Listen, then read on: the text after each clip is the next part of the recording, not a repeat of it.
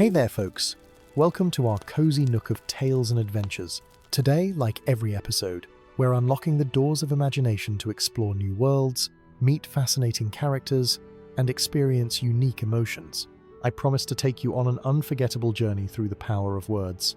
So get comfy, grab your favorite drink, snuggle into that perfect spot, and get ready to lose yourself in a new story. Leave the outside world behind for a while and dive with me into the depths of storytelling. If you enjoy our content and want to support the channel, consider hitting the subscribe button and giving the video a thumbs up. Now, without further ado, let's dive into today's story.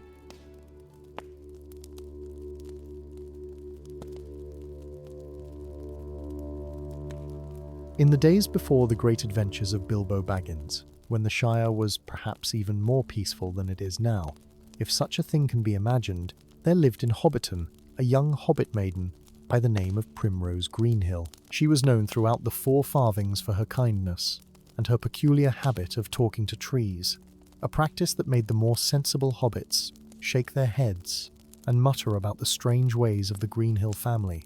Primrose lived with her grandmother in a snug little hobbit hole called Acorn End, so named because it sat beneath the spreading branches of the oldest oak tree in all the Shire. This ancient oak, which the hobbits called the grandfather tree, had stood in that spot since before even the oldest grandfather's grandfather could remember. Its trunk was so wide that 6 hobbits holding hands could scarce encircle it, and its branches spread so far and so thick that in the heat of summer its shade could cool a dozen hobbit families taking their tea. Now, Primrose's grandmother, old Marigold Greenhill, was a repository of stories and wisdom, as grandmothers often are. She would sit by the fire on winter evenings, her knitting needles clicking steadily, and tell young Primrose tales of the old days when the world was wider and stranger than it seemed in their comfortable corner of the Shire. It was from her grandmother that Primrose learned to listen to the whispers of the trees, though Marigold always cautioned that one must listen with more than just one's ears. "The trees speak to those who will hear them, child," Marigold would say, her eyes twinkling in the firelight. "But you must be quiet in your heart as well as in your manner.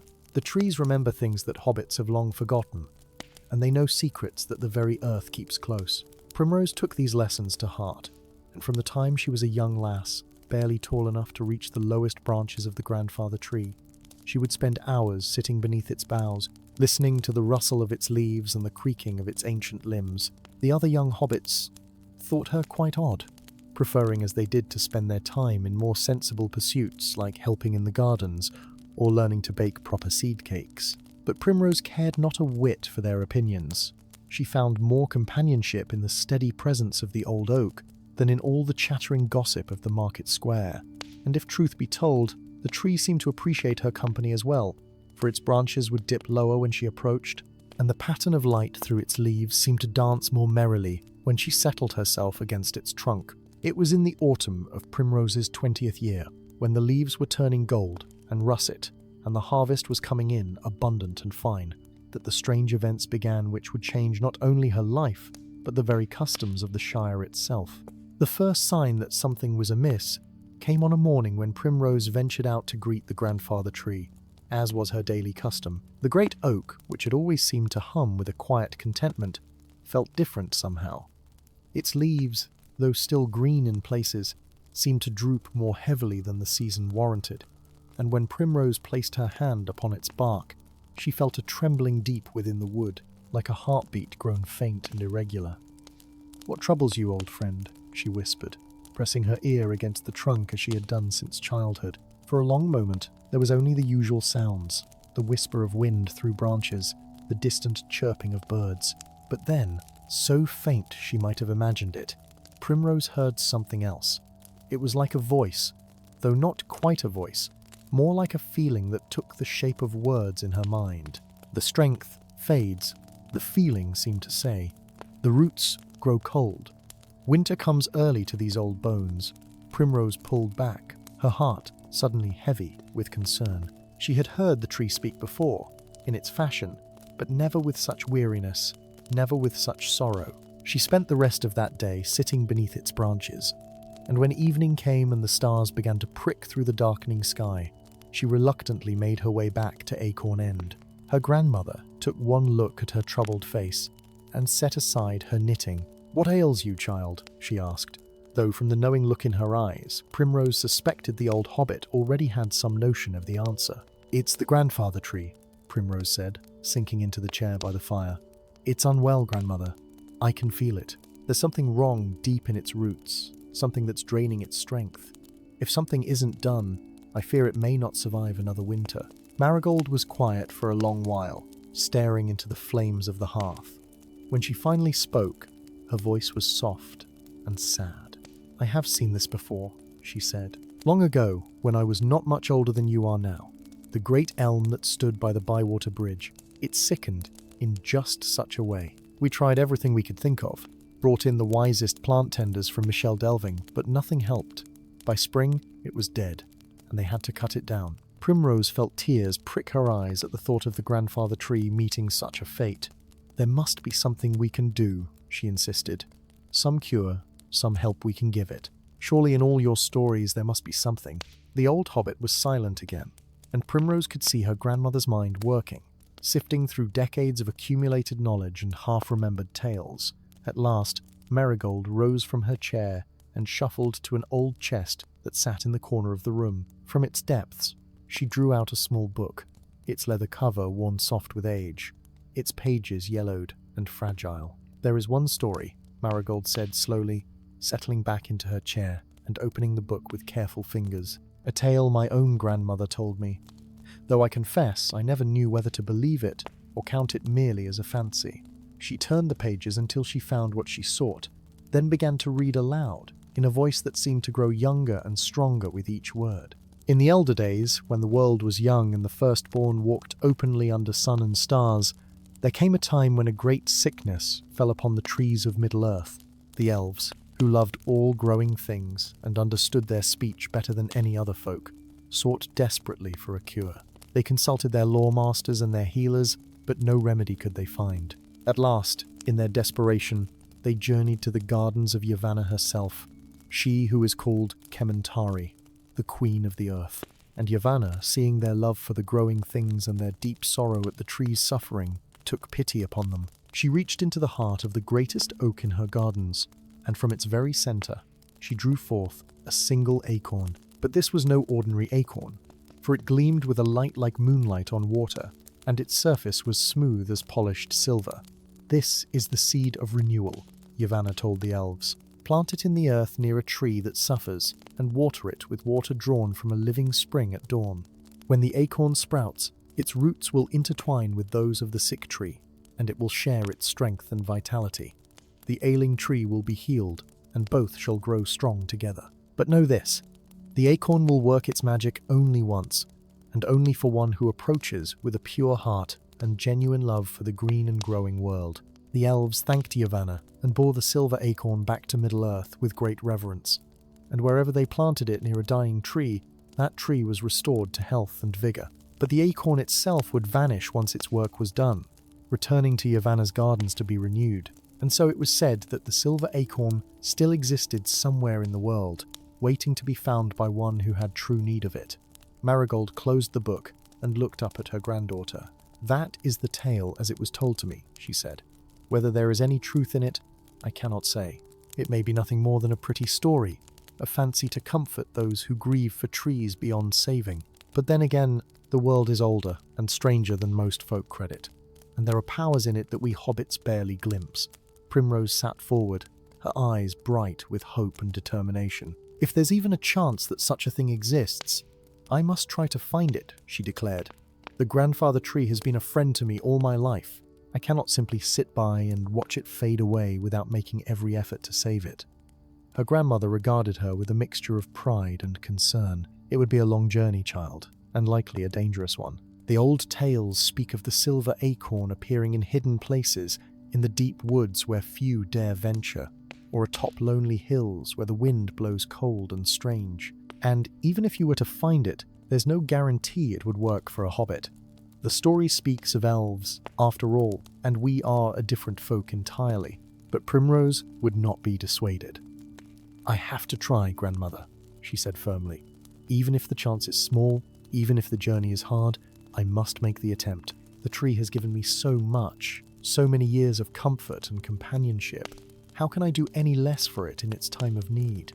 Marigold sighed, but there was a gleam of approval in her eyes. "You have your mother's stubbornness," she said, "and perhaps a touch of her courage as well. Very well, if you are determined to go, then I will tell you what little I know. The old tales say that the silver acorn appears to those who seek it in places of power, where the bones of the earth rise close to the surface and the old magic still lingers. In the Shire, there are few such places, but there is one that might serve." She paused, and when she spoke again, her voice dropped to barely above a whisper.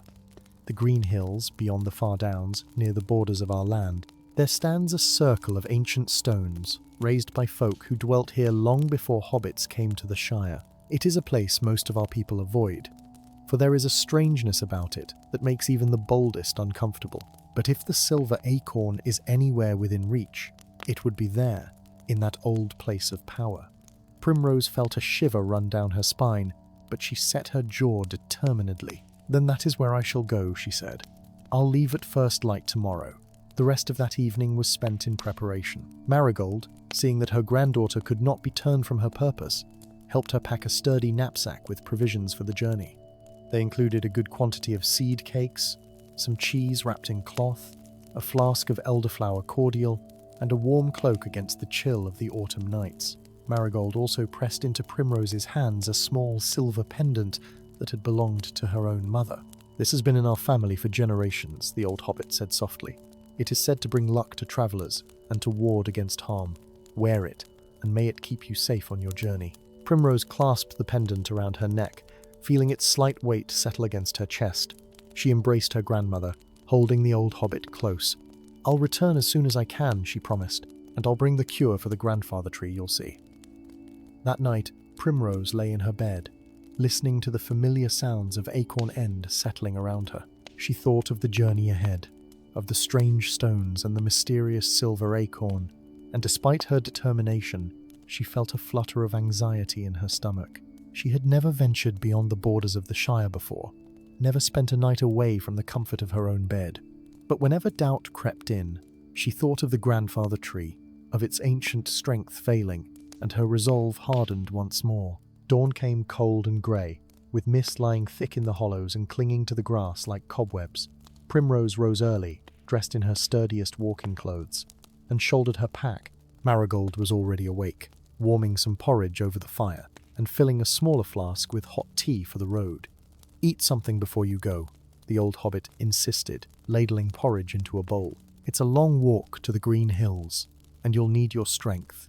Primrose ate, though her stomach was tight with nervous anticipation. When she had finished, she hugged her grandmother once more, receiving a kiss on the forehead and a final blessing.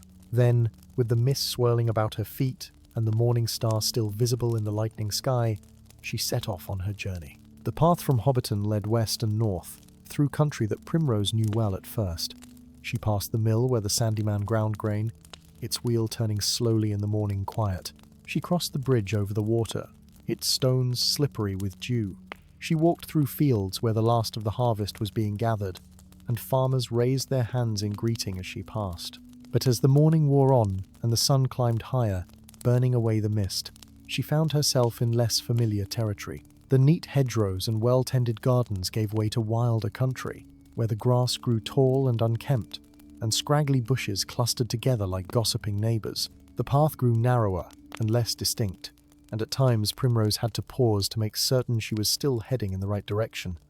By midday, she had reached the Far Downs, those rolling hills that marked the western edge of the Shire proper. She paused there to rest and take some refreshment, sitting on a grassy knoll and looking back the way she had come. In the distance, she could just make out the smoke rising from the chimneys of Hobbiton, a comforting reminder of home.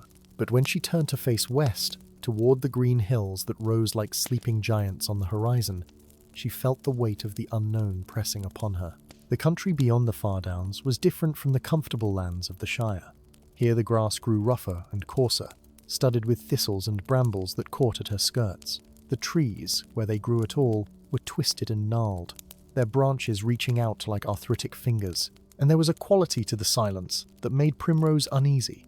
as though the land itself was holding its breath, waiting for something. She pressed on nonetheless, keeping her eyes fixed on the green hills ahead. The afternoon sun was warm on her back, and she tried to take comfort in its familiar warmth. As she walked, she found herself thinking of the grandfather tree, wondering if it could sense somehow that she was trying to help it, that she had not abandoned it in its time of need. The hours passed slowly, marked only by the steady rhythm of her footfalls and the occasional cry of a bird overhead. As the sun began to sink toward the western horizon, painting the sky in shades of amber and rose, Primrose realized she would not reach the stone circle before nightfall. The thought of spending a night alone in this strange country filled her with trepidation, but she reminded herself that she had committed to this journey, and a little discomfort was a small price to pay if it meant saving the tree.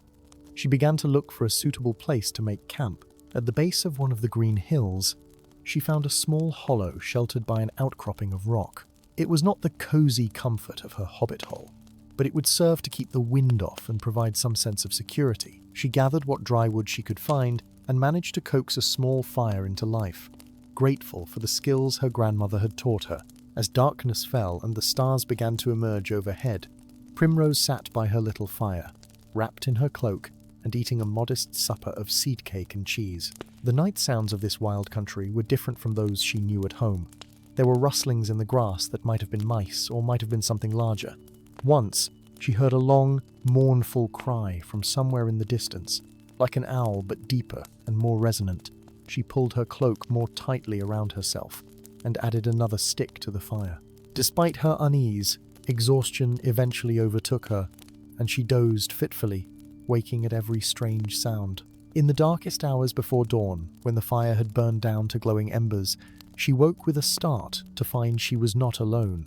Standing at the edge of her small camp, barely visible in the faint light of the dying fire, was a fox. But this was no ordinary fox. Its coat shimmered with an almost luminous quality, and its eyes held an intelligence that was decidedly uncanny. It regarded Primrose steadily, without fear or aggression, simply watching her with those knowing eyes. "Good evening, little traveler," the fox said, and Primrose nearly jumped out of her skin. The creature's voice was like the rustle of autumn leaves, soft and sibilant. Or should I say good morning, as dawn is not far off. What brings a hobbit so far from the comfort of her hole? Primrose stared, her heart hammering in her chest. She had spoken with trees all her life, but a tree's communication was different, more like feelings and impressions than actual words. This fox spoke as clearly as any person, and the shock of it left her momentarily speechless. "Cat got your tongue?" the fox asked, tilting its head with what might have been amusement. "Or perhaps you've never met a speaking beast before?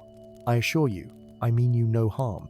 I am merely curious about your presence in these lands, which few of your kind visit willingly." Finding her voice at last, Primrose said, "I am Primrose Greenhill of Hobbiton, and I seek the stone circle that stands somewhere upon these hills.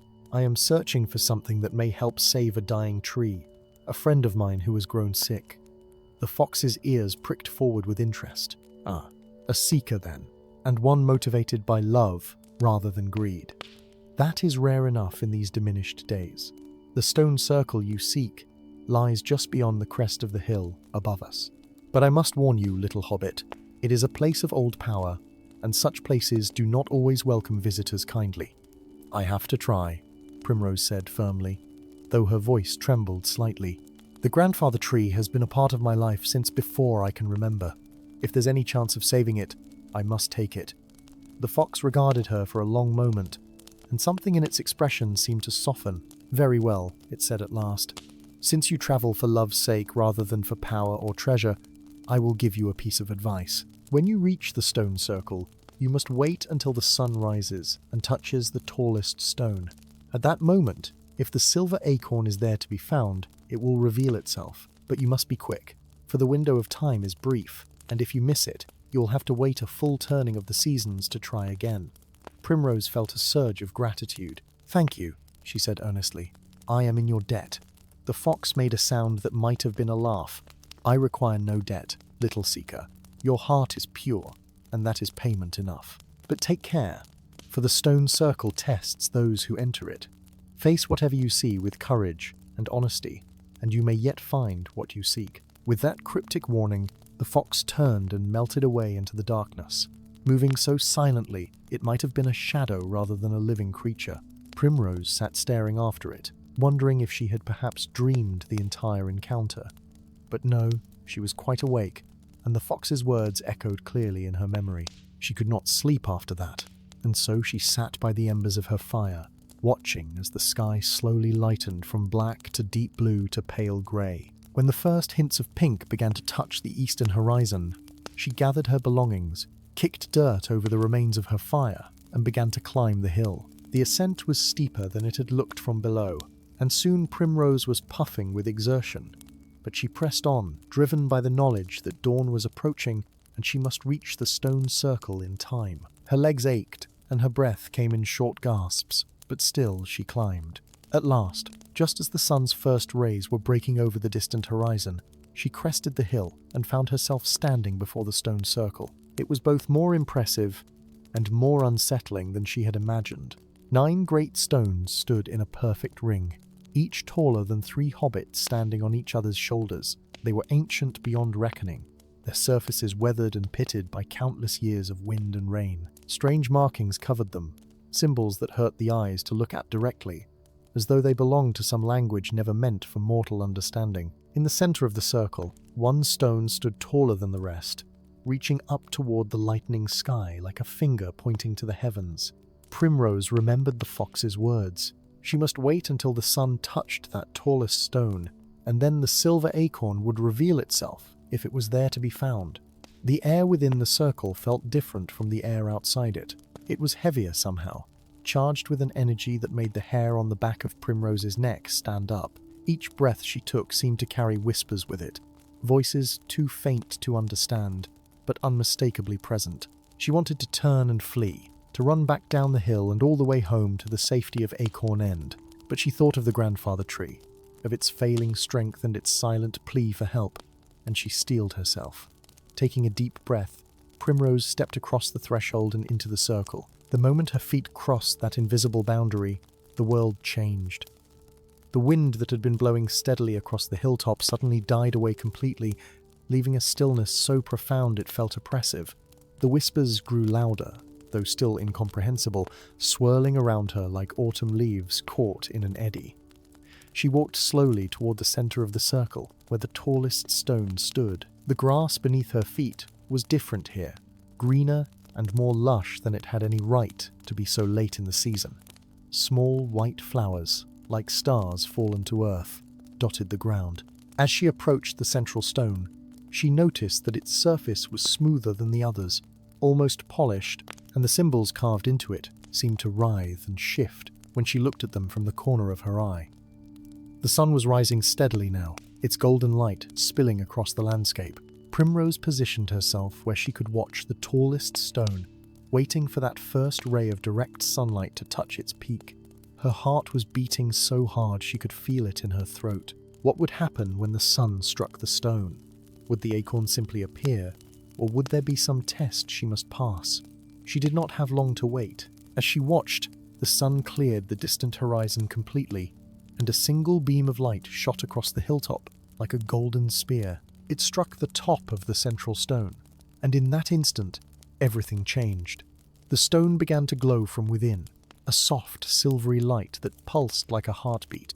The whispers that had been circling Primrose suddenly coalesced into words she could understand, though they spoke in many voices at once, layered over each other in an eerie harmony. "Who enters the sacred circle?" the voices asked. "Who disturbs the old stones and seeks the gifts of the ancient world?" Primrose swallowed hard, her mouth suddenly dry. "I am Primrose Greenhill of Hobbiton," she said, trying to keep her voice steady. "I come seeking the silver acorn, that I might save a tree that is dying. Many have sought treasures in this place," the voices replied. "Many have come with greed in their hearts and lies on their tongues. What makes you worthy of the gift you seek?" Before Primrose could answer, the world around her shifted and blurred. The stone circle remained, but overlaid upon it was another scene, as though she was seeing 2 places at once. She found herself standing not on a hilltop, but in a grand hall, its walls hung with tapestries of surpassing beauty. Before her stood a figure dressed in robes of green and gold, with a crown of living flowers upon her head. Though Primrose had never seen an elf before, she knew instinctively that this was one of the firstborn, and more than that, one of great power and majesty. "You seek to heal a tree," the elf woman said, and her voice was like music, like water flowing over smooth stones. "But every gift has a price, young hobbit. If I were to give you what you seek, what would you offer in return? Your years of life? Your memories of joy? Your place in the world you know?" Primrose felt a chill run through her. She had not considered that there might be such a price to pay, but even as fear gripped her heart, she thought of the grandfather tree, of all the hours she had spent beneath its branches, all the comfort it had given her through both happy times and sad. She thought of its patient wisdom, its gentle strength, and she knew what her answer must be. "If that is the price that must be paid, then I will pay it," she said quietly. "The tree has given me so much throughout my life. How can I do less for it now?" The elf woman's expression was inscrutable. She studied Primrose for a long moment, and the young hobbit felt as though those ancient eyes could see straight through to her very soul, reading every thought and feeling she had ever had. "And if I told you," the elf woman continued, "that the tree would die regardless, that your sacrifice would be for nothing, would you still pay the price?"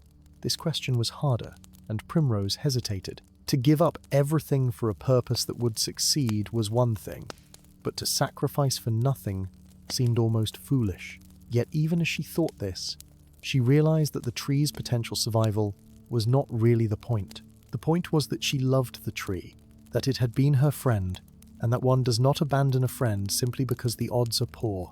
"Yes," she said at last, though her voice shook slightly, "I would still try.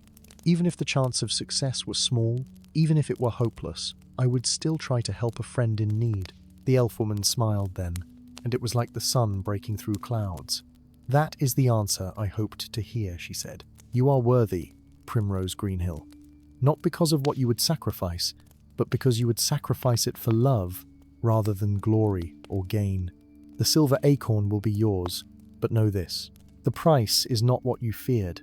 The price has already been paid by every step you took on your journey here, every moment of fear you faced and overcame, every doubt you pushed aside. Courage and love are the only currency that matters in the end." The vision shifted again, and Primrose found herself back in the stone circle, blinking in the morning sunlight.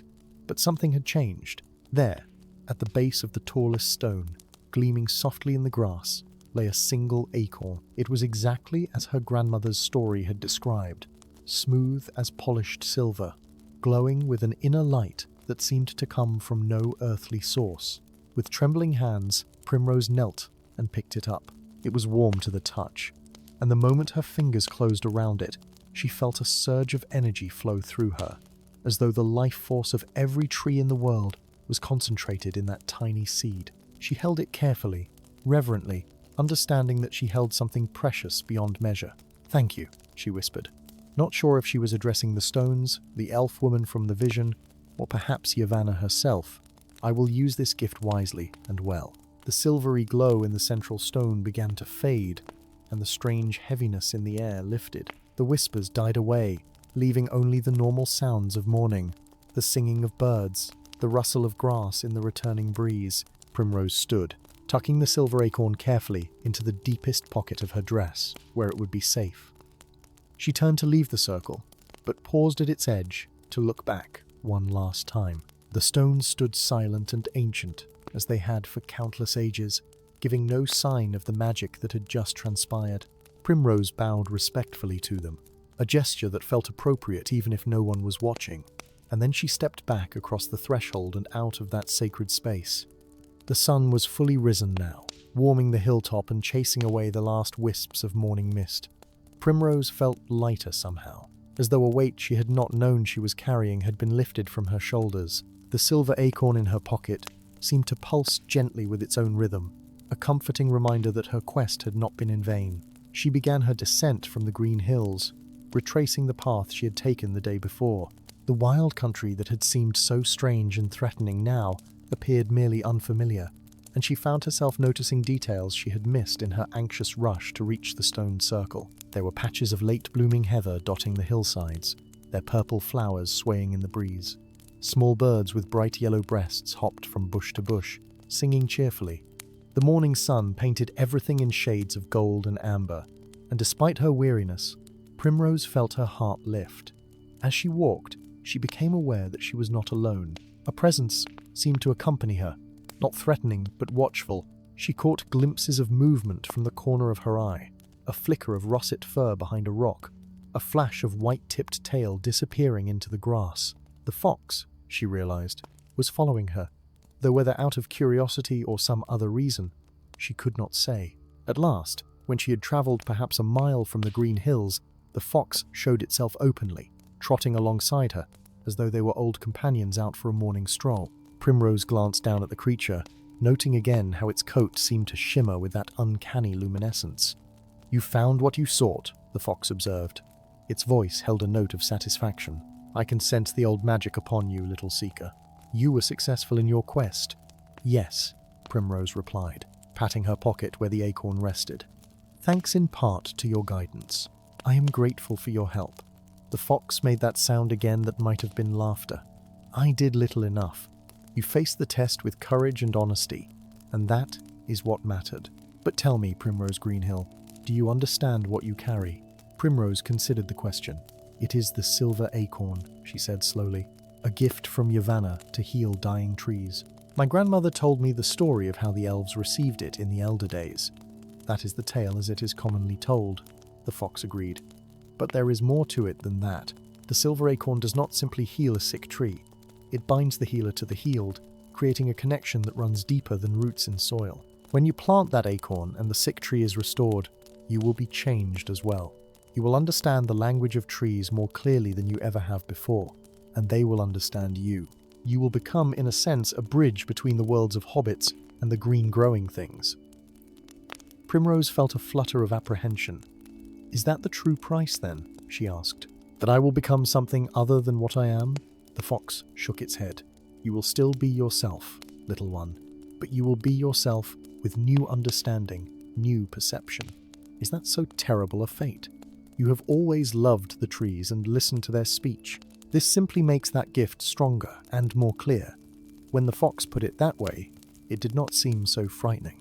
Indeed, Primrose found herself rather intrigued by the prospect. To speak with trees as easily as she spoke with other hobbits, to truly understand their ancient wisdom that seemed less like a curse and more like a blessing. They walked on together in companionable silence for a time. The morning was growing warmer, and Primrose paused to take a drink from her flask and eat a bit of seed cake. She offered some to the fox, which accepted with grave courtesy, nibbling delicately at the crumbs. "I have a question for you," Primrose said as they resumed their journey. "If you do not mind my asking, you are clearly no ordinary fox. What are you exactly?" The fox's eyes gleamed with amusement. "What am I? That is a complicated question, little seeker. I am old, that much I can tell you. I have walked these lands since before the Shire was settled, since before hobbits came to this corner of Middle-earth. Some would call me a spirit of the wild places. Others might name me a guardian. I prefer to think of myself simply as a watcher, and occasionally a guide to those who wander into my territory with good intentions." "Have you always been a fox?" Primrose asked, fascinated by this glimpse into a world she had never known existed. "I wear this shape because it suits me," the fox replied. "It allows me to move through the world largely unnoticed, to observe without drawing attention. But I have worn other forms in other times. The shape matters less than the purpose." They had reached the Far Downs now, and Primrose could see the familiar lands of the Shire spread out before her. The sight filled her with a mixture of relief and joy. She had done it. She had ventured beyond the borders of the known world, faced ancient magic, and obtained what she sought. Now she could return home and save the grandfather tree. "This is where I leave you," the fox said, stopping at the edge of the downs. "You are back in your own lands now, and you have no more need of my guidance. But before I go, I will tell you one more thing. The silver acorn will work its magic only once, as your grandmother's tale told you. But the connection it creates, the bond between you and the tree, that will last as long as you both shall live. Treasure it, for such bonds are rare and precious." "I will," Primrose promised. "And thank you for everything." The fox inclined its head in a gesture that was almost a bow. Farewell, Primrose Greenhill. May your roots grow deep and your branches reach high." And with that cryptic blessing, it turned and vanished into the wild country, moving so swiftly and silently that it seemed to simply dissolve into the landscape. Primrose stood for a moment, watching the place where the fox had disappeared. Then she turned her face toward home and began to walk. She moved with purpose now, eager to reach Acorn End and begin the work of healing. The journey that had taken her a day and a half to complete in her outward trip seemed shorter now, perhaps because she knew the way, or perhaps because hope and anticipation lent speed to her feet. She passed through fields where hobbits were working, bringing in the last of the harvest. Some called out greetings to her, and she waved back, though she did not stop to chat. There would be time enough for visiting once the grandfather tree was saved.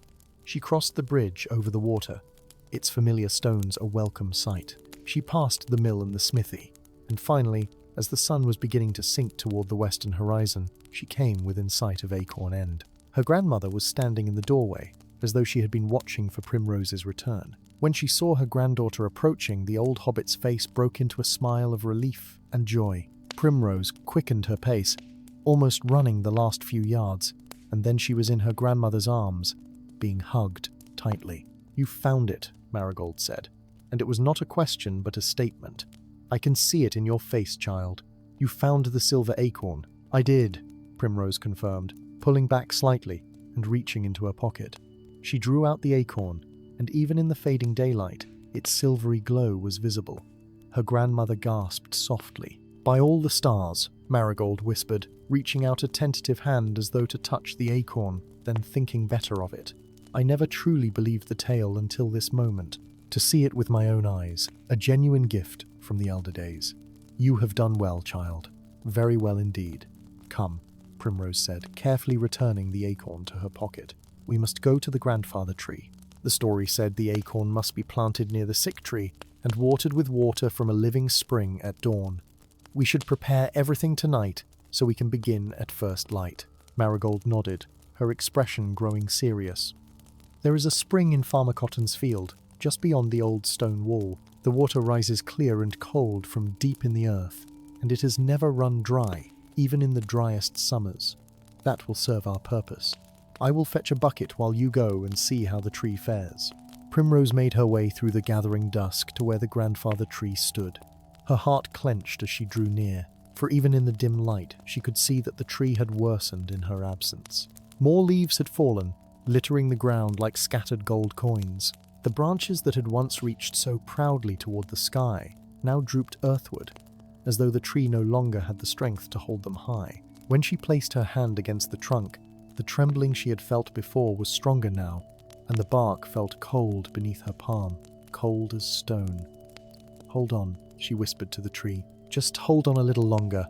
Help is coming, old friend. I promise you, help is coming." If the tree heard her, it gave no sign. But Primrose chose to believe that somewhere in its failing consciousness, it understood. She spent a few moments clearing away some of the fallen leaves, tidying the area around the trunk where she would need to work in the morning. Then, as the first stars began to appear in the darkening sky, she returned to Acorn End. That evening passed in quiet preparation. Marigold had fetched the spring water and set it aside in a clean bucket. She had also gathered what tools they might need: a small spade for digging, a watering can for the spring water, and a soft cloth to cushion the silver acorn. They spoke little, each lost in their own thoughts, but there was a companionable quality to the silence, a shared sense of purpose. Primrose tried to eat some supper, but found her stomach was too knotted with anticipation to have much appetite. She picked at her food, managing only a few bites before pushing the plate away. Her grandmother did not scold her, understanding that this was not a night for normal routines. "You should try to rest," Marigold said at last, when the fire had burned low and the night had grown late. "Tomorrow will be an important day and you will need your strength." But Primrose found that sleep was as elusive as appetite. She lay in her bed, watching the moonlight creep across the ceiling, listening to the familiar sounds of the hobbit hole settling around her. Her mind kept going over the events of the past 2 days, the journey to the Green Hills, the stone circle, the vision of the elf woman, the mysterious fox. It all seemed like something from a dream, and yet the silver acorn in her pocket was proof that it had truly happened. At some point, despite her restlessness, she must have dozed. For the next thing she knew, her grandmother was gently shaking her shoulder. "Dawn is breaking, child," Marigold said softly. "It is time." Primrose rose quickly, splashing cold water on her face to wake herself fully.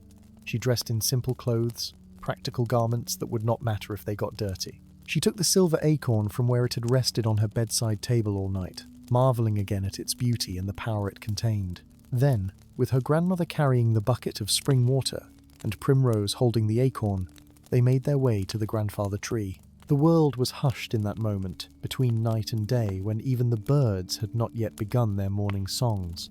The eastern sky was just beginning to lighten, showing streaks of pale pink and gold against the deep blue. Dew lay heavy on the grass, soaking through Primrose's shoes and making her feet cold. But she barely noticed, all her attention focused on the task ahead. The grandfather tree loomed before them in the pre-dawn gloom, its condition even more dire than it had seemed the night before. Primrose felt tears prick her eyes at the sight of it, but she blinked them away. There was no time for weeping now. There was work to be done. According to the tale, she said quietly, "I must plant the acorn in the earth, near the tree, and water it with the spring water." But it did not say exactly where to plant it. "Near the roots, I should think," Marigold replied, "where the two can most easily intertwine and share strength." Together they examined the base of the tree, looking for the right spot. The grandfather tree's roots were massive, some of them rising above the ground before diving back down into the earth. Between two of the largest roots, they found a hollow that seemed ideal. The soil there was rich and dark, and when Primrose dug her fingers into it, she could feel the faintest vibration, as though the earth itself was alive and waiting. "Here," she said with certainty, "this is where it should go." Using the small spade, she carefully dug a hole deep enough to accommodate the acorn. The work went quickly, for the soil was soft and yielding. When the hole was ready, she paused, holding the silver acorn in her palm and looking at it one last time. It seemed almost a shame to bury something so beautiful, but she knew that its true beauty lay not in its appearance, but in what it could do. She placed the acorn gently in the hole, settling it carefully and then covering it with earth. Her hands trembled slightly as she patted the soil down, and she found herself whispering words that came from somewhere deep inside her. Words she did not consciously know, but that felt right nonetheless. "Grow strong," she murmured. "Reach deep and climb high. Share your strength with the Old One who has stood so long. Let your roots intertwine and your lives become one." Marigold handed her the bucket of spring water, and Primrose poured it slowly over the newly planted acorn. The water soaked into the earth, disappearing almost instantly, as though the ground was parched and desperate for moisture. As the last drops fell, the sun broke over the eastern horizon, its first rays reaching across the land to touch the grandfather tree. And in that moment, magic happened. The place where Primrose had planted the acorn began to glow with a soft silvery light, the same light that had emanated from the acorn itself. The glow spread outward like ripples on a pond, traveling along the surface of the ground until it reached the visible roots of the grandfather tree. Then it began to climb upward, following the trunk, moving slowly but steadily, illuminating the ancient bark with its gentle radiance. Primrose and Marigold watched in awe as the light climbed higher and higher, reaching the lower branches, then the middle ones, then finally spreading to the very topmost twigs. For a moment, the entire tree glowed like a lantern, and the two hobbits had to shield their eyes from the brightness. Then, gradually, the light began to fade, sinking back into the tree, being absorbed into its very substance. As the glow diminished, Primrose became aware of a sound, a soft rustling that came not from the wind, but from the tree itself. New leaves were sprouting from the branches, unfurling in impossible speed, their green made more vivid by contrast with the dying foliage around them. The branches that had drooped earthward began to lift, rising as though invisible hands were supporting them. The bark, which had looked grey and lifeless, regained its rich brown colour, and the texture seemed to smooth and strengthen before their very eyes. Most miraculous of all, where Primrose had planted the silver acorn, a tiny shoot had pushed up through the soil. In the space of mere moments, it grew from a sprout to a sapling, reaching upward with remarkable vigour. Its leaves were silvery green, unlike any Primrose had seen before, and they caught the morning light and threw it back in rainbow hues. "Look," Marigold breathed, pointing with a shaking hand. "Look at the roots." Primrose looked down and saw that where the young sapling's roots met the earth, they were already intertwining with the roots of the grandfather tree, weaving together in an intricate pattern. As she watched, the connection grew stronger and more complex, until it was impossible to tell where one tree ended and the other began. They were becoming one, just as the story had promised, sharing strength and life force. Primrose felt something shift inside her at that moment, a sensation like a door opening in her mind that she had not known was there.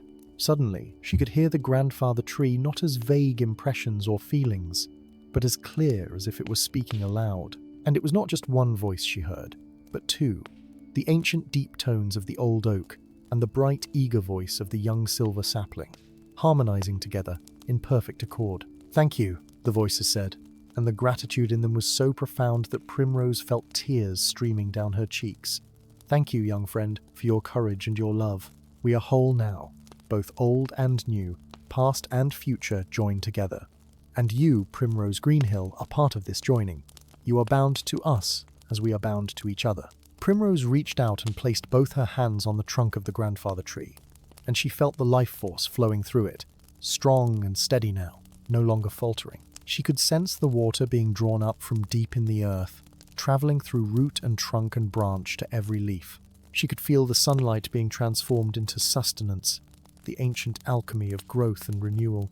And beyond this tree, she became aware of others, the elms by the water, the willows along the streams, the apple trees in the orchards, all of them singing their own quiet songs. "Child," Marigold said softly, laying a hand on Primrose's shoulder. "Are you well? You have such a strange look about you." Primrose turned to her grandmother, and she was smiling through her tears. "I can hear them, grandmother," she said wonderingly. "I can hear all of them. The trees, they speak so clearly now. It is as the fox said it would be. I am changed, but not in any way that makes me less myself. I am simply more than I was." The old hobbit looked at her granddaughter with a mixture of pride and a touch of sadness. "You have done a great thing," she said quietly, "but great things always leave their mark upon those who accomplish them. You will walk a different path now, I think, than most hobbits walk. But it is a good path, child, for all that it is unusual." As the morning progressed and the sun climbed higher in the sky, word of the miracle spread through Hobbiton. Hobbits began to gather, drawn by curiosity and amazement, to see the grandfather tree restored to health and the mysterious silver sapling growing beside it. They came in ones and twos at first, then in larger groups, until quite a crowd had assembled around Acorn End. "Bless me," old Holman Greenhand exclaimed, his weathered face creased in wonder. "I never thought to see the old tree looking so hale again. Why, it looks younger than it has in 50 years. And what is this silver tree growing beside it? I have never seen its like." "It is a gift from the old days," Marigold explained to the gathered hobbits. "My granddaughter journeyed beyond the borders of the Shire to find a cure for the grandfather tree, and she succeeded where none thought success was possible." The hobbits murmured among themselves, looking at Primrose with a new respect mixed with a certain wariness. It was one thing to be known as the eccentric girl who talked to trees, quite another to be someone who had ventured into the wild lands and returned with ancient magic. Some of the younger hobbits gazed at her with open admiration, while the older ones maintained a more cautious attitude, as sensible hobbits are wont to do when confronted with anything out of the ordinary. Among the crowd was a young hobbit lad named Rowan Took, who had always been fond of Primrose despite her peculiar ways. He pushed through the assembled folk to stand before her, his eyes bright with curiosity. "Is it true what they are saying, Primrose?" he asked. "That you went all the way to the Green Hills and spoke with spirits and found a magical acorn? It sounds like something from the old tales." Primrose smiled at his enthusiasm. "It is true enough, Rowan," she replied, "though perhaps not quite so grand as the stories are already making it sound. I did what needed to be done to help an old friend, and I was fortunate enough to succeed. But surely you must have been frightened." A young hobbit lass named Daisy spoke up. "Going so far from home, facing unknown dangers, were you not afraid?" Primrose considered the question honestly. "I was afraid," she admitted. "Very afraid at times.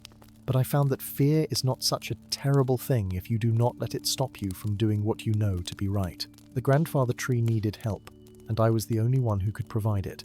When I thought of it that way, the fear seemed less important. Throughout the day, hobbits continued to come and marvel at the restored tree and its silver companion. Some brought small offerings, flowers and cakes and other tokens of appreciation, which they laid at the base of the trees. It became something of a celebration, impromptu and joyful, as hobbits are apt to create when given any excuse for gathering and merrymaking. Tables were brought out laden with food, and someone produced a fiddle, and before long there was music and dancing in the shade of the grandfather tree. Children played tag among the roots, laughing and shrieking with delight, while their elders sat in companionable groups, talking and smoking their pipes. The tree itself seemed to revel in the attention, its leaves rustling merrily in the breeze. As the afternoon wore on and the celebration continued, Primrose found herself sitting quietly against the trunk of the grandfather tree, watching the festivities with contentment. She felt tired, the exhaustion of her journey finally catching up with her, but it was a good tiredness, the kind that comes from meaningful work completed. The silver sapling, now already as tall as Primrose herself, provided dappled shade that complemented the larger tree's canopy. Its leaves moved in patterns that seemed almost deliberate, catching the light and casting dancing reflections on the grass. Primrose reached out and touched one of its branches, feeling the life force humming within it, young and strong and eager. "Thank you for coming to us," the sapling's voice whispered in her mind. It was lighter than the grandfather tree's voice, more playful. "I am glad to be here, glad to grow and to share my strength with the old one. We will stand together for many years to come, and I will visit you both often," Primrose promised silently. "I will listen to your stories and share in your wisdom. We are bound together now, the three of us, and that bond will not easily be broken." As evening approached and the celebration began to wind down, hobbits started making their way home, calling out farewells and congratulations. Marigold invited several of the older hobbits in for tea and seed cakes, and they sat around the hearth in Acorn End, talking of the day's events and marveling at the strangeness and wonder of it all. But Primrose excused herself and returned to the trees, wanting a few moments alone with them before night fell completely. The sun was setting now, painting the sky in brilliant shades of orange and crimson, and the trees were silhouetted against the colourful backdrop like patient sentinels. She sat down between the two trees, leaning back against the grandfather tree's trunk with the silver sapling's branches forming a canopy above her. The evening air was cool and sweet, carrying the scent of grass and flowers and the rich earth. In the distance, she could hear the sound of the water flowing over its ancient stones, and closer by, the chirping of crickets beginning their night song.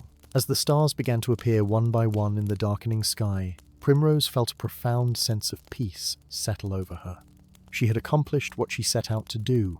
The grandfather tree was saved, restored to health and strength through the magic of the silver acorn, and she had been changed by the experience, just as the fox had predicted, but changed in a way that felt right and natural. She thought about the journey she had taken, both the physical journey to the green hills and the inner journey of facing her fears and proving her courage. She thought about the mysterious fox and the ancient stone circle, and the vision of the elf woman. All of it seemed distant now, like something that had happened long ago, and yet it had been only 2 days since she had set out from this very spot. The trees hummed contentedly around her, their voices blending with the sounds of the evening.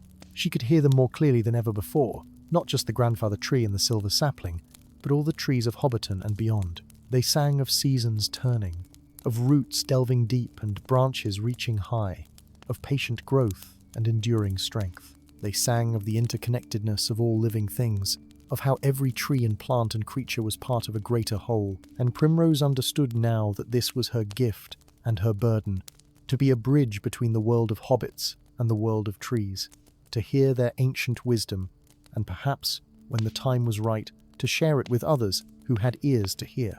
In the days that followed the healing of the grandfather tree, life in Hobbiton gradually returned to its normal rhythm, though with subtle changes that only the most observant would notice. The grandfather tree and its silver companion became a gathering place for hobbits seeking shade on warm days, or simply wishing to sit in the presence of something extraordinary. Children played beneath their branches, lovers met in their shade, and old hobbits came to rest their weary bones against the ancient trunk. But it was Primrose who underwent the most profound transformation. Her ability to hear the trees grew stronger with each passing day, expanding beyond simple communication to something deeper and more intuitive. She found that she could sense when a tree was troubled, when it needed water, or when pests were attacking its roots. She could feel the joy of an apple tree heavy with fruit, and the sorrow of a sapling struggling in poor soil. At first, this constant awareness was overwhelming. Walking through Hobbiton, she was bombarded by the voices of every tree she passed, each one eager to communicate with someone who could truly hear them. The old elm by the mill complained about the constant vibration from the wheel. The willows along the water sang melancholy songs about their long lives and the many seasons they had witnessed. The hedgerows whispered gossip about the hobbits who passed by, observing everything with their patient, immortal gaze. Primrose found herself exhausted by the end of each day, her mind crowded with the thoughts and feelings of so many green and growing things. She confided her struggle to her grandmother one evening as they sat by the fire, each with a cup of tea warming their hands. "I do not regret what I did," Primrose said quietly. "But grandmother, sometimes I wish I could simply quiet all the voices, just for a moment's peace. It is like being at a party where everyone is talking at once, and no one will stop." Marigold regarded her granddaughter thoughtfully, steam from her tea curling up between them. "You must learn to close the door when you need to, child," she said. "Just as you learned to open it. The gift you have been given is a precious one. But even precious things can become burdens, if not properly managed." "But how do I close the door without being rude?" Primrose asked. "The trees have been ignored for so long. Now that they have someone who can truly hear them, they all want to be heard at once." "Then you must teach them patience," Marigold replied. "Just as a wise hobbit knows when to speak and when to listen, so too must the trees learn that there are times for silence. You are the bridge between our worlds." "Yes, but a bridge controls the flow of traffic in both directions." Primrose considered this wisdom, and the next morning she returned to the grandfather tree to seek its counsel. The ancient oak and its silver companion had become her confidants and teachers, helping her understand the nature of her gift. She sat in her customary spot between the two trees and opened her mind to their voices. "Little friend," the grandfather tree's deep voice resonated in her thoughts. "We feel your distress. The burden of hearing grows heavy upon you." "It is not that I do not want to hear," Primrose explained, "but there are so many voices, and I am only one hobbit. How can I possibly attend to them all?" The silver sapling's lighter voice joined the conversation. "You cannot attend to them all, dear one, and you are not expected to. We trees understand patience far better than the short-lived folk. We measure time in seasons and decades, not in hours and days. The trees who speak to you will learn to wait their turn." "But how do I teach them that?" Primrose asked. "How do I make them understand without hurting their feelings or seeming ungrateful for their trust?" The grandfather tree's voice took on a quality that might have been amusement. "You forget that before you, there were others who could hear us. The elves understood our speech, and some of the wizards too. They knew how to listen selectively, to open their awareness to one voice, while gently keeping others at a distance. This is a skill, and like all skills, it can be learned." Over the following weeks, with patient guidance from the two trees, Primrose learned to control her gift. She discovered that she could narrow her focus, attending to one tree at a time while keeping the others as a gentle background murmur, like the sound of distant conversation at a gathering. She learned to sense when a tree's need was urgent, versus when it was simply making friendly conversation. And most importantly, she learned that it was acceptable to sometimes close her awareness entirely, to simply be Primrose Greenhill the Hobbit, rather than Primrose the Bridge between worlds. As her control improved, she began to use her gift more actively to help the trees and plants of Hobbiton. When old Farmer Cotton complained that his prize apple tree was producing poorly, Primrose visited the orchard and listened to the tree's complaints. It told her that its roots were being choked by a massive stone buried just beneath the surface, making it difficult to draw up water and nutrients. Farmer Cotton, initially skeptical, agreed to dig around the roots, and sure enough, he discovered the stone and removed it. The next season, the tree produced the finest apples in living memory. When a mysterious blight began affecting the roses in Widow Rumble's garden, Primrose learned from the affected plants that a particular species of beetle had taken up residence in their roots. She shared this knowledge with the widow, who applied a traditional remedy, and the roses recovered beautifully. Word of these successes spread, and soon hobbits were coming to Primrose for advice about their gardens and orchards. Not everyone was comfortable with her unusual abilities, of course. Some of the more traditional hobbits muttered that it was not natural for a person to hear trees talking, and that such things smacked of elvish nonsense. But most were pragmatic enough to appreciate the practical benefits of having someone who could diagnose plant ailments with uncanny accuracy. And Primrose was careful never to make a great fuss about her gift, presenting her knowledge as simple gardening wisdom rather than magical communication. Rowan Took became one of her most frequent visitors, fascinated by her connection to the green and growing world. He'd always been something of a dreamer himself, with less interest in the practical concerns of farming and trade than most young hobbit lads. He would sit with Primrose beneath the grandfather tree and listen with rapt attention as she described what it was like to hear the trees speak. "What do they say about us?" he asked one golden afternoon. "The trees, I mean. What do they think of hobbits?" Primrose smiled, her eyes distant as she listened to the voices around her. "They think we are quick and busy, like birds or squirrels," she said. "Our lives seem very short to them, over almost before they begin. But they appreciate our care for growing things, our gardens and orchards. They say that hobbits, for all our bustling about, have a gentleness that many other folk lack. We take from the earth, but we also give back, and the trees value that." "Do you think," Rowan asked hesitantly, "that others might learn to hear them as you do? Or is your gift unique?" Primrose considered the question carefully. "I think anyone could learn to listen," she said at last. "But it requires patience and quietness of mind that most hobbits find difficult. We are a practical folk, concerned with meals and comfort and the business of daily life. To hear the trees, you must set all that aside and simply be present with them, open and receptive. It is not easy, even for me, and I have been talking to trees since I was small." As autumn deepened and the leaves began to turn, Primrose found herself settling into her new role in the community. She was no longer simply the eccentric Greenhill girl who spent too much time alone. She had become someone of value, someone whose strange gift served a useful purpose. And while she was still sometimes lonely, for there were aspects of her experience that no one else could truly understand, she had the companionship of the trees and the knowledge that she was fulfilling an important purpose. One crisp October evening, as she sat beneath the grandfather tree watching the sun set, the old oak spoke to her of deeper matters. The silver sapling was quiet, perhaps resting or simply content to let its elder speak. "Little friend," the grandfather tree began, "you have done well in learning to manage your gift, but there is something we must discuss, something of importance not just to you, but to all who dwell in this corner of the world." Primrose felt a flutter of concern. "What is it, old friend? Is something wrong?" "Not wrong precisely," the tree replied, "but there are changes coming to Middle-earth, changes that even we trees can sense. The peace that has settled over these lands will not last forever. There are shadows stirring in distant places, and the world grows more perilous with each passing year." Primrose felt a chill that had nothing to do with the autumn evening. "What kind of changes?" she asked quietly. "What do you sense?" The grandfather tree's branches swayed gently, though there was no wind. "We trees remember much, little friend.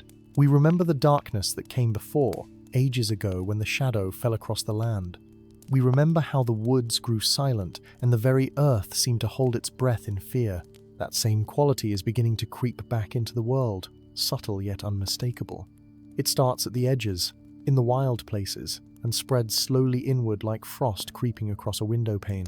But the Shire is safe," Primrose protested. Though even as she said it, she wondered if she was trying to convince the tree or herself. "We are far from the troubles of the wider world. Surely whatever darkness you sense will not reach us here." The silver sapling spoke up then, its young voice carrying a note of gentle correction. "All places are connected, dear one, just as our roots are intertwined beneath the earth. What affects one part of the world eventually touches all others. The Shire may seem separate and protected, but it is part of the greater whole, and it cannot remain untouched forever." Primrose sat in troubled silence, absorbing this information. She thought of her comfortable life in Hobbiton, of the peaceful days and simple pleasures that defined Hobbit existence. The idea that all of this might somehow be threatened by distant events seemed impossible, and yet she trusted the wisdom of the trees. They had seen centuries pass, had witnessed the rise and fall of kingdoms. If they said darkness was approaching, She had no reason to doubt them. "Then, what can I do?" she asked at last. "I am only one small hobbit. How can I possibly stand against such great forces?" "You misunderstand your purpose," the grandfather tree replied, and there was kindness in its ancient voice. "You are not meant to stand against the darkness with sword or shield. That is the work of others, of warriors and heroes, whose names will be sung in the tales of future ages. Your purpose is different, but no less important. You are a keeper of knowledge, a bridge between the quick world of hobbits and the patient world of trees. You preserve wisdom that might otherwise be lost." The silver sapling added its own thoughts. "In times of darkness, it is often the small things that matter most. A word of comfort, a moment of beauty, a connection to the natural world that reminds people why they fight to preserve it. You offer these things, Primrose, and you do not yet understand how valuable they are." As the stars began to appear overhead, Primrose pondered these words. She thought about the silver acorn and how it had seemed like such a small thing, yet it had saved the grandfather tree and bound her to a larger purpose. Perhaps the trees were right. Perhaps significance was not always measured in grand gestures and heroic deeds. Perhaps sometimes the most important work was simply being present, listening, and preserving the connections that held communities together. Over the following weeks, as winter approached and the days grew shorter, Primrose found herself thinking often about the tree's warnings. She began to pay more attention to the stories told by the older hobbits, the tales of ancient days and forgotten lore. She listened when Marigold spoke of the history of the Shire, of how hobbits had come to these lands and made them their own. She realized that much of this knowledge existed only in memory, passed down through generations but never written down, and she began to wonder if it should be preserved more permanently. One grey December morning, as frost sparkled on the grass and her breath misted in the cold air, Primrose was surprised to find a familiar figure waiting for her at the edge of the grandfather tree's shade. It was the fox, its russet coat bright against the winter landscape, its eyes as knowing and amused as ever. "Well met, Primrose Greenhill," the fox said in its rustling leaves voice. "I see you have settled well into your new role. The trees speak highly of you." Primrose smiled, genuinely pleased to see the creature again. "I did not think I would encounter you again," she said. "I thought our business was concluded." The fox tilted its head. "Business is never truly concluded when it comes to matters of the old magic. I have been watching from a distance, observing how you manage your gift. You have done better than most would have, learning quickly and adapting wisely." "The trees have been good teachers," Primrose replied, "though they have also given me much to think about.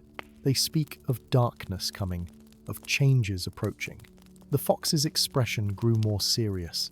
"They speak truth. The world turns, as it always does, and not always toward the light. But that is why guardians are needed, why bridges must be maintained between the different realms of understanding. You have become such a bridge, young hobbit, whether you intended to or not." "Is that why you came?" Primrose asked. "To remind me of my responsibilities." The fox made that sound that might have been laughter. "I came because I wished to see how you fared, and to bring you a message. The old powers remember what you did, Primrose Greenhill. They remember your courage in seeking the silver acorn, and your willingness to pay whatever price was asked. Such deeds do not go unnoticed." "What kind of message?" Primrose asked, feeling both curious and slightly apprehensive. "Simply this," the fox said. "Your story has become part of the greater tapestry of tales that make up the history of these lands. Long after you are gone, hobbits will tell of the maiden who journeyed beyond the borders of the Shire to save an ancient tree, who faced the test of the stone circle and returned with magic from the elder days. Your tale will inspire others when they need courage, will remind them that even small folk can accomplish great things." Primrose felt her cheeks warm with embarrassment. "I only did what needed to be done," she protested. "I am no hero from legend." "That is precisely what makes your story powerful," the fox replied. "You were an ordinary hobbit who did extraordinary things out of love and loyalty. That is a tale that speaks to the heart in ways that stories of great warriors and mighty wizards sometimes cannot. Never underestimate the power of such stories, especially in dark times." They stood together in companionable silence for a moment, hobbit and fox, in the shadow of the grandfather tree. Around them, the world was quiet with winter's approach. but it was a peaceful quiet, the restful sleep of nature, rather than the silence of fear. "There is something else I have wondered about," Primrose said hesitantly. "The vision I saw in the stone circle, the elf woman who tested me, was she real, or was she only in my mind?" The fox's eyes gleamed. "What is the difference, really? Whether she was physically present or a manifestation of the circle's magic, the encounter was real and the test was genuine. You were judged and found worthy. Does it matter if the judge was flesh or spirit or ancient enchantment? I suppose not," Primrose admitted. "It felt real, and that is what matters." "Indeed," the fox said. "And now I must take my leave. My kind are not meant to linger long in any one place. But I suspect our paths may cross again," Primrose Greenhill. "The world is smaller than it seems, and those of us who serve the old powers often find ourselves drawn together." Before Primrose could respond, the fox turned and trotted away, its form seeming to shimmer and fade, until she could not be certain whether it had truly left or simply become invisible. She stood watching the place where it had been, feeling a mixture of gratitude and wistfulness. That evening, Primrose sat with her grandmother by the fire, and she recounted the fox's visit and its cryptic messages. Marigold listened attentively, her weathered hands never pausing in their knitting. "The old magic has touched you deeply, child," Marigold said when Primrose had finished. "More deeply than either of us realized at first. You are part of something larger now, something that extends beyond our little corner of the Shire. That is both a gift and a burden, as all significant things are." "Do you think the darkness the trees speak of will truly come?" Primrose asked. "Or might they be mistaken?" Marigold was quiet for a long moment, her needles clicking steadily. "Trees are rarely mistaken about such things," she said at last. "They sense what we cannot, rooted as they are to the very bones of the earth.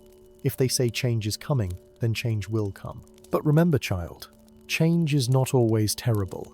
Sometimes what seems like darkness is simply the night that must come before dawn." Winter settled fully over the Shire, blanketing the hills in snow and frost.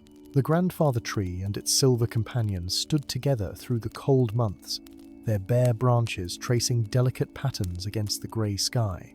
But even in their winter sleep, Primrose could feel the life within them, patient and enduring, waiting for spring's return. She spent those quiet winter months learning more about her gift and her responsibilities. She began to write down the stories her grandmother told, preserving them in careful script so they would not be lost when the old hobbit was no longer there to tell them. She recorded her own experiences as well, the journey to the Green Hills, the test at the stone circle, the healing of the grandfather tree. It seemed important somehow to preserve these things, to create a record that future generations might read and perhaps find guidance in. Rowan-Took became her frequent companion during those winter days. He would visit Acorn End several times a week, and together they would sit by the fire while Primrose taught him to listen more carefully to the world around him. He proved an apt pupil, and though he never developed the depth of connection that Primrose had with the trees, he learned to sense their moods and to appreciate the quiet wisdom they offered. "I think I am beginning to understand," he said one snowy afternoon as they sat together beneath the bare branches of the grandfather tree, wrapped warmly in their cloaks. "It is not about hearing words exactly, but about being open to feelings and impressions. The trees communicate in a language older than speech." "Exactly so," Primrose agreed, pleased with his progress. "Most hobbits are too busy with their own concerns to notice, but the trees are always there, always sharing their knowledge with anyone patient enough to receive it." As winter gave way to spring, the Shire awakened once more to life and colour. The grandfather tree's branches filled with fresh leaves, and the silver sapling, now taller than any hobbit, burst into bloom with flowers, unlike any seen before in the Shire. They were delicate white blossoms with silver edges, and they filled the air with a fragrance that reminded Primrose of starlight and ancient forests. Hobbits came from all over to see the miraculous tree and to marvel at its beauty. Some claimed that merely sitting in its shade brought them pleasant dreams and a sense of deep peace. Children who played beneath its branches seemed to laugh more freely, and even the oldest, most curmudgeonly hobbits found their spirits lifted by its presence. Primrose tended both trees with loving care, though they needed little from her beyond companionship. She would sit between them each morning and evening, opening her awareness to their voices and to the greater chorus of all the trees around her. Through them she felt connected to the entire Shire, to every copse and hedgerow, every orchard and garden. It was a profound gift, and she never took it for granted. As the years passed, for this tale spans more than a single season, Primrose became a fixture in Hobbiton, as much a part of the landscape as the grandfather tree itself. Young hobbits would seek her out when they wanted to learn about plants and growing things. Old hobbits came to her for advice about their gardens, and everyone knew that if they wanted to find Primrose Greenhill, they need only look beneath the spreading branches of the two trees that stood beside Acorn End. Her grandmother, Old Marigold, eventually passed peacefully in her sleep one warm summer night, having lived to see her granddaughter fully grown and settled in her unusual but important role. Primrose grieved deeply, but she took comfort in the knowledge that Marigold had been proud of her, had seen her become someone of value to the community. She buried her grandmother in the small cemetery at the edge of Hobbiton, beneath a young oak tree that promised to grow tall and strong. The grandfather tree and the silver sapling mourned with her, their leaves rustling in sympathy, their voices gentle with comfort. Death comes to all things in time, they reminded her. But life continues, and memory preserves what matters. Your grandmother lives on in you, in the stories she told, in the wisdom she shared. That is the true immortality. Primrose inherited Acorn End, and she continued to live there, keeping the Hobbit Hole much as her grandmother had kept it, though she added shelves for the growing collection of writings she was creating. Her books of plant lore and collected tales became valuable resources, consulted by hobbits from across the Shire when they needed guidance, or simply wanted to read something that connected them to their history. Rowan Took remained her closest friend, and as they both grew older, their friendship deepened into something more. They were married one spring morning beneath the grandfather tree, with the silver sapling's blossoms falling around them like snow. It was a simple ceremony, as hobbit weddings usually are, but it was made magical by the presence of the trees and the sense that they were being wed not just in the eyes of their community, but in the sight of older and deeper powers. The trees sang for them that day, a song that only Primrose and, to a lesser extent, Rowan could hear. It was a song of growth and intertwining, of roots going deep and branches reaching high, of two becoming one while remaining themselves. And Primrose knew that she was blessed beyond measure, to have love and purpose both, to have found her place in the world. Years turned into decades, and Primrose's hair began to show threads of silver, but she remained strong and vital, sustained perhaps by her connection to the trees and the life force they shared. The silver sapling grew into a magnificent tree in its own right, though never quite as large as the grandfather tree. Together they formed a pair, old and young, dark and light, past and future intertwined. The darkness that the trees had spoken of did eventually come to Middle-earth, as they had predicted. Primrose heard news of troubles in distant lands, of wars and shadows spreading, but the Shire remained largely untouched, protected by its remoteness and by the vigilance of those who watched over such things. And Primrose did her part, keeping the old knowledge alive, maintaining the connections between the worlds of hobbits and trees, preserving the stories and wisdom that might be needed in darker days. She never forgot the journey she had taken as a young hobbit, the quest for the silver acorn that had changed her life. Sometimes, on quiet evenings, she would sit between the two trees and remember the green hills and the stone circle, the mysterious fox and the vision of the elf woman. Those memories remained as vivid as the day they had happened, preserved like flowers pressed in a book. And now, as she grew old and the world continued to turn, Primrose found peace in the knowledge that she had lived a life of meaning. She had saved a friend, had developed a gift that served her community, had preserved knowledge that might otherwise have been lost. She had loved and been loved, had seen wonders and faced fears, and through it all, she had remained true to herself. On warm summer evenings, when the sun set golden over the Shire and the first stars began to appear, you could find her sitting beneath the grandfather tree, the silver tree beside her, their branches intertwined overhead.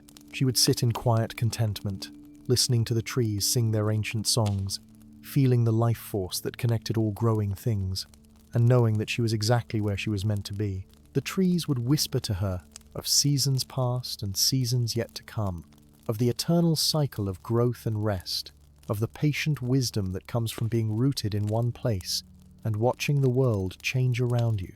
And Primrose would listen, as she had always listened, with an open heart, and a quiet mind. And so the tale of Primrose Greenhill and the Silver Acorn became part of Hobbit folklore, passed down through generations as a story of courage and love, of the bonds between all living things, and of how even the smallest person can make a difference when they act with a pure heart.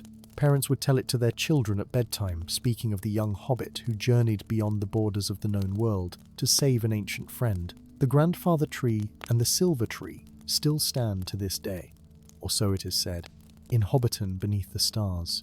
And if you were to sit beneath their branches on a quiet evening and listen very carefully, you might hear them singing still, their voices blending in harmonies that speak of love and friendship, of courage and wisdom, of all the connections that bind the world together into one great living tapestry. And there, in that peaceful place where the trees sing and the grass grows green, you too might find rest and renewal, might feel the gentle embrace of growing things, and know that you are part of something larger than yourself, something ancient and enduring and beautiful beyond measure. So ends the tale of the Silver Acorn, and may it bring you sweet dreams and peaceful rest, dear listener, as you drift away to sleep beneath your own sheltering roof, safe and warm and loved.